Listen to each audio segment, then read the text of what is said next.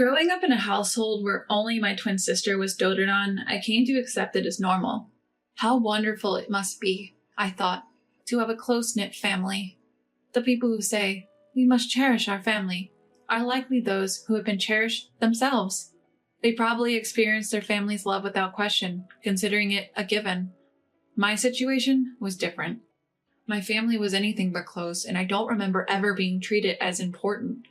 To be precise, I was the only one who was treated like an outsider in my family. I'm Martha, a single woman in her 30s. As I mentioned, my family is not close. To be exact, everyone in my family, apart from me, gets along well. From the outside, we look like a happy family. But ever since I was little, I've never had a good time with them. I have a twin sister named Lisa. From our childhood, our parents doted on her. She was beautiful, vivacious, and savvy. They absolutely adored her. Conversely, they neglected me, despite being a twin, because I didn't resemble my sister. I had no standout features and was a bit of a daydreamer. When Lisa wanted to learn ballet, they quickly found a class for her. They spared no expense on ballet shoes, tights, and other gear for her practice.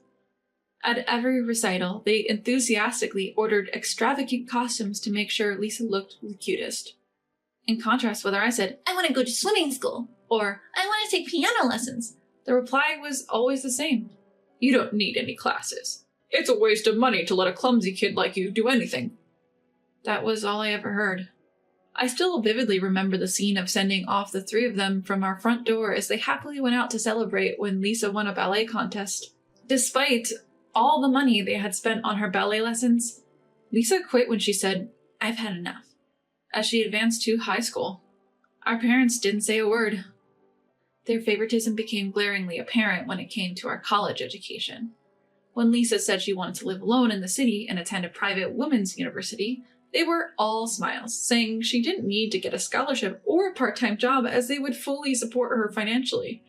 However, I was told that it was unthinkable for me to go to college, that I should be grateful that they raised an underachiever like me and should start working after high school.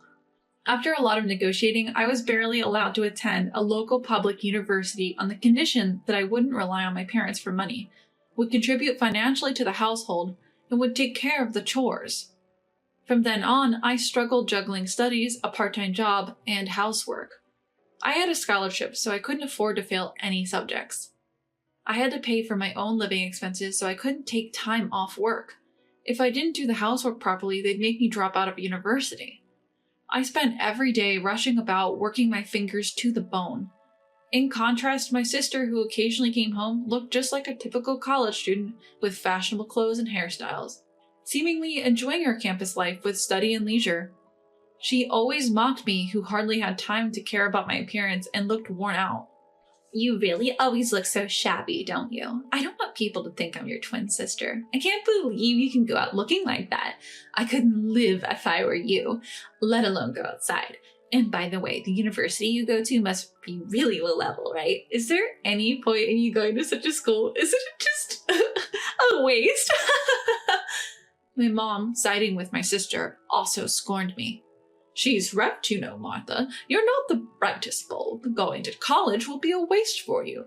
You're always wandering around in shabby clothes. You're the neighborhood joke. On the other hand, everyone always compliments Lisa, saying what a beautiful daughter we have. It makes me so proud." Since I was young, I was used to this irrational resentment from my family. I didn't have time to care about their petty insults, so I hurried off to my part-time job. And so, the tumultuous 4 years of college passed, and both my sister and I managed to graduate. My family celebrated my sister's graduation with a trip overseas where they bought her a designer handbag. None of it had anything to do with me. I planned to move out after finding a job, but my parents stopped me. "We've raised you till now. As a way to repay us, do the housework, give your paycheck to us. Living alone is a waste of money. We won't allow it." So I ended up staying at home. Fortunately, the company I got hired at was just within a manageable commuting distance, even though it was quite far. My sister began working in a somewhat famous company in the city. She bragged about her company being located in East Village, but I didn't care. Years later, my sister married a colleague from her company and apparently quit her job. There was a wedding, but unsurprisingly, I wasn't invited. My sister's husband, Toby, also looked down on me, considering me inferior, probably influenced by my sister and parents. Martha, you don't resemble Lisa at all. You're so plain. Are you sure you're twins? Feels more like your aunt and niece, attending some unknown college, working at a company no one's heard of. So low level, it's hilarious. My sister just smiled and didn't stop Toby from making these remarks. Thank goodness the grandkids didn't take after Martha. They all look so cute, just like Lisa. My mom gushed while holding one of the grandkids, and everyone around her laughed in amusement. A few more years passed, and my mom suddenly passed away. Was it because of her lazy lifestyle where she hardly moved and left all the household chores to me? My dad and sister were devastated, but to my surprise I felt nothing. They both berated me. How heartless! You're a demon for not even shedding a tear at a time like this. I was hit in the face with a thrown object, and it was only then that the tears welled up in my eyes. My dad's legs got weaker after my mom's death. He wasn't to the point where he needed to be in a nursing home, but he needed help with the little things in daily life. My days were busy with work, housework, and taking care of my dad. My sister occasionally visited our home, but she only came to ask for pocket money for her kids from Dad. My dad never thanked me. In fact, he complained about everything I did. The bath water was too hot, the food was bland. He always ended with, "Your mom's death is your fault," as he threw something at me. My dad's legs were a bit weak, but apart from that, he was perfectly healthy. He used the money I contributed to the household to go out drinking in the daytime. When that wasn't enough, he demanded more from me. Why is it that he claims his legs hurt at home and makes me do everything, but he's perfectly fine when it's time to go out drinking? Looking back, I should have cut ties with such a family and escaped a long time ago. But back then, I was used to being treated unfairly and being subjected to harsh words since my childhood. It felt normal, as if my senses had been dulled. I never thought of escaping, and I was living with Dad alone. Then one day, my sister called out of the blue. Before I could even say hello, she started ranting. "You, how long are you planning on relying on our parents and staying at home? I am moving in with Dad, so could you please leave right now?" I didn't understand what she was saying, so I asked again. Wait a minute, you're moving in with Dad? Does he know about this? Of course he does. Dad also wants to live with us. Seeing his grandkids every day, it's disgusting how you're leeching off Mom's inheritance and living in the house. I won't let you live luxuriously with her inheritance. We're moving there early next week, so you better leave soon. And with that, she hung up abruptly. I was struck. I was stuck at the words Mom's inheritance. Mom's inheritance? What was that about? Anyway, I had to confirm it with Dad. Dad, are you really planning to live with my sister? Upon hearing my question, Dad coldly confirmed, "Yes. Lisa and her family will take care of me. I can't keep living with someone like you, who can't even do basic house chores properly. Lisa has told me that I don't need to worry about anything and wants me to spend time leisurely surrounded by my grandkids. Don't you think she's such a filial daughter? In contrast to you, you have always been a disappointment, never getting married. All you do is waste the house's money, and on top of that, you're not even attractive. I'm ashamed to consider you my child. Get out of here. You're a nuisance. I'm severing our parent-child relationship."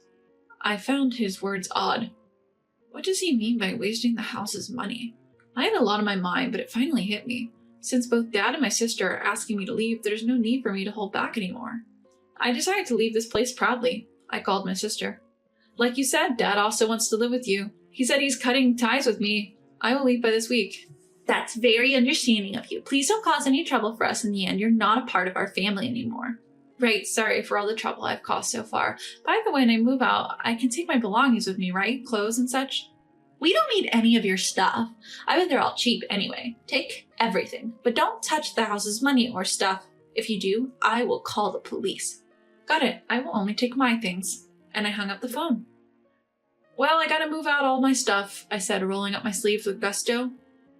A few days later, while I was still unpacking my belongings in my new home, my phone rang. The moment I answered, my sister's furious voice blared, "What the hell? What's going on?" "What do you mean? What's going on?" I held the phone a bit away from my ear as I responded. Still, my sister's voice echoed shrilly. "There's nothing left in the house. No furniture, no appliances. Where did you put everything?" "Here it comes." I had anticipated it, but the reality was even more dramatic than I had imagined. And I replied to my sister, "But sis, didn't you tell me to take all my belongings?" "Everything here? I bought it with my own money," I said calmly. "What? You bought it all with your own money? That's a lie. There's no way someone like you who's working at some low-level company can afford all these electronics. You've even replaced the furniture since Mom passed away. You've probably used Mom's inheritance, right? Give them back. I'm going to call the police. I sighed inwardly. As I suspected, my sister was confused. I began to explain to her slowly, so she could understand in her state of excitement. Sis, you've been talking about Mom's inheritance, but Mom didn't leave any inheritance. She was just a normal housewife. How could she possibly have left the kind of money you're expecting? What? I don't understand, my sister shouted back. If anyone was confused, it was me. The Roomba, the drum washing machine, and stuff like that, I bought them because after Mom passed, I got busy caring for Dad and working. These electronics helped me save time. I bought all of them with my own money. I decided to replace everything because most of the old items were on their last legs. And yes, I've been the one covering all the living expenses. Lies! What about the furniture? Everything in the house is new since Mom died. The dining set, the beds, the sofa, everything. Of course. I paid for all the furniture as well. I decided to replace them when I received my bonus because they were getting old. I could sense disbelief from the other end of the phone line. What about the car? The car has been with us for ages. The car is registered under my name. Always has been. That's a lie! We quit our jobs, moved here, believing we could live off Mom's inheritance. We spent all our savings. We don't have a car. It's so inconvenient to go shopping. What are you going to do about this? My sister's rant was giving me a headache. She had wrongfully assumed that the upgraded electronics and furniture were bought with Mom's inheritance. She was under the illusion that I was living a luxurious life with Mom's money, that she too had a right to the inheritance. Her plan seemed to be to kick me out and live luxuriously off the inheritance. I always knew that despite being attractive and shrewd, my sister wasn't exactly bright. But I hadn't realized she was this thoughtless. It's not like I can come back. You're the one who told me to leave and to take all my things with me. I just did as you asked. My sister continued ranting over the phone. I was ready to hang up, but there was one last thing I needed to tell her. By the way, I've been paying Dad's debts till now. You'll have to take care of them from now on. What? Debt? She sounded shocked. She probably had no idea about the debt. Our parents had been careful to keep it a secret from her. We weren't a particularly wealthy family, but our parents had kept up appearances, spending lavishly on my sister. Dad's earnings couldn't cover everything, so we had taken on debt. The money went to everything from my sister's ballet lessons in her childhood to her university fees. Decades of overspending, living well beyond our means, has resulted in this mountain of debt. In fact, all of Dad's debts were accumulated from the money he spent on my sister. So if she wants to pay them back, there's no issue, right? You know, didn't my sister say to Dad, "Don't worry about anything, just relax, surrounded by your grandchildren"? I interpreted that as, "Don't worry about the debts either." I was touched, really. Such a dutiful daughter, I said, feigning innocence. My sister's anger only intensifies at my words. Don't mock me. And come to think of it, there's no way an employee from some unknown company like you can afford all the latest electronics and new furniture. You're definitely using Mom's inheritance, haven't you? Do you even know what I do for a living? I asked her, keeping my tone steady. I have no idea. You're probably just doing some worthless job at a useless company, aren't you? I work at a foreign-owned financial institution. What? Foreign-owned? What does that even mean? My sister is clueless. Both my parents and sister, none of whom are good with foreign languages, belittled me when they found out I was working at a foreign-owned financial institution, a term they had never heard of, despite it being a well-known firm to most Americans. They had the audacity to call me incapable, while they lacked basic knowledge themselves. I attended college with the sole aim of mastering French, my favorite language, and by the time I graduated, I was fluent enough to use it in business. The company I work for values competence. I work hard and earn a decent salary for it. My sister and my parents, neither of them knew or cared to understand. It had always been this way. They thought I was dull and judged by intelligence on that, never caring about my grades, though I had always been a good student since elementary school. But I don't care if they understand now. My sister continues to scream. Come home and apologize properly. I'll forgive you if you do it now. Where have you even moved to? Give me your address. Why am I the one who has to apologize? Why should I seek her forgiveness? I've never understood my sister's thinking, and honestly, I never wanted to. There's no need for your forgiveness. I am no longer part of your family, so please don't call me again. Take care of your problems on your own. Goodbye. With that, I ended the call. Up until that very moment I hung up, her enraged voice echoed through the phone. But just like when Mom passed away, my heart remained unmoved. There was no one around to label me heartless, so I couldn't find it in myself to shed tears this time. Despite it all, my heart felt at ease. Several months later, I heard from a friend back home that my sister and her husband quit their jobs to cash in on mom's inheritance, but when that fell through, they had no money, no car, and no jobs. The result was falling behind on paying back dad's debts, struggling to make ends meet, and selling the family home. They ended up moving into a nearby apartment with their children and dad. They couldn't repay all their debt even with the money from selling the house, and their constant financial struggle took a mental toll. Their family relationship suffered within the confines of that small apartment. My brother-in-law, Toby, seemed to resent my sister a lot. He felt tricked into spending all his savings and leaving his job. Their marriage seemed to be hanging by a thread.